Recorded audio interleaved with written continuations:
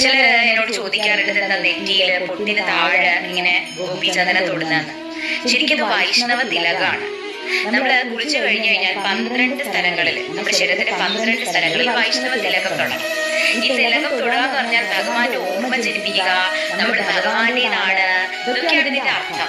ഈ പൊട്ടിന്റെ താഴെ തൊടുന്ന ഈ വൈഷ്ണവ തിലകം തുളസി ദേവിയാണ് പ്രതികരിക്കുന്നത്.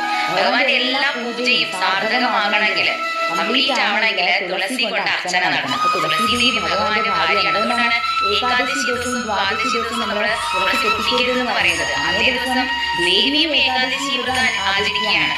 അപ്പോ ഭഗവാന്റെ പാദത്തിൽ എപ്പോഴും തുളസി ഉണ്ടാവും. നമ്മള് ദിവസവും ഭഗവാനെ പൂജിക്കുമ്പോ എന്തെങ്കിലും ഒന്ന് ഭഗവാനെ സമർപ്പിക്കണമല്ലോ. നിങ്ങൾക്ക് ഒന്നും കിട്ടിയില്ലെങ്കിൽ ഒരു തുളസിയില പൊട്ടിച്ച് ഭഗവാനെ സമർപ്പിച്ചാൽ മതി. അതിന് ഭഗവാൻ സന്തോഷത്തോടു കൂടി സ്വീകരിക്കും.